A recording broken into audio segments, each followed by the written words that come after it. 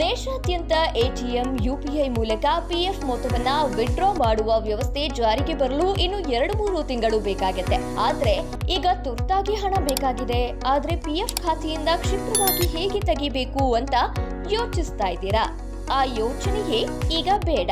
ಕೇವಲ 3 ದಿನಗಳಲ್ಲಿ ಪಿಎಫ್ ಹಣವನ್ನ ಈಗ ಕ್ಲೇಮ್ ಮಾಡಬಹುದಾಗಿದೆ. ಅರ್ಜಿ ಸಲ್ಲಿಸೋದು ಹೇಗೆ?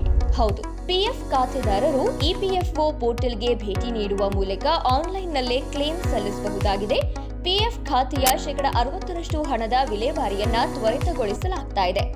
1 ಲಕ್ಷ ರೂಪಾಯಿ ವರೆಗಿನ ಹಣ ಹಿಂಪಡೆ ಅರ್ಜಿಗಳನ್ನ 3 ದಿನದಲ್ಲಿ ಇತ್ಯರ್ಥಗೊಳಿಸುವ ವ್ಯವಸ್ಥೆ ಜಾರಿಗೆ ತರಲಾಗಿದೆ. ಅಲ್ಲದೆ ಆಸ್ಪತ್ರೆಯ ಖರ್ಚು ವೆಚ್ಚಗಳಿಗಾಗಿ, ಮನೆ ಖರೀದಿಗಾಗಿ, ಮಕ್ಕಳ ವಿದ್ಯಾಭ್ಯಾಸದ ಖರ್ಚುಗಳಿಗಾಗಿ, ಮಕ್ಕಳ ಮದುವೆಗಳಿಗಾಗಿ ಪಿಎಫ್ ಹಣವನ್ನ ವಿಡ್ರಾ ಮಾಡುವುದಿದ್ದರೆ ಆ ಹಣ ಕ್ಷಿಪ್ರವಾಗಿ ಸಿಗಲಿದೆ.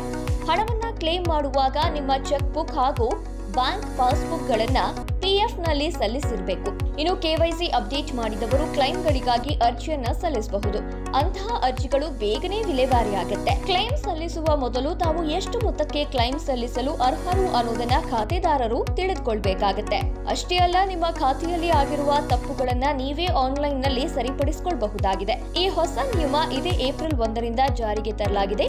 ನಿಮ್ಮ ಪಿಎಫ್ ಖಾತೆಗೆ ಯುಎಎನ್ ನಂಬರ್ ಇದ್ದರೆ, ಆ ನಂಬರ್ ಆಧಾರ್ ನಂಬರ್ಗೆ ಲಿಂಕ್ ಆಗಿದ್ದರೆ ಅಂತಹ ಖಾತೆಗಳನ್ನ ಓಪನ್ ಮಾಡಿ ನಿಮ್ಮ ವೈಯಕ್ತಿಕ ಮಾಹಿತಿಗಳನ್ನ ತಿದ್ದುಪಡಿ ಮಾಡುವುದು ಹಾಗೂ ಕಾಲಕ್ಕೆ ತಕ್ಕಂತೆ ಹೊಸ ಮಾಹಿತಿಗಳನ್ನ ನೀವೇ ಮಾಡಿಕೊಳ್ಳಬಹುದು. ಅದಕ್ಕಾಗಿ ಇನ್ನು ಪಿಎಫ್ ಕಚೇರಿಗೆ ಹೋಗುವ ಅಗತ್ಯವಿಲ್ಲ.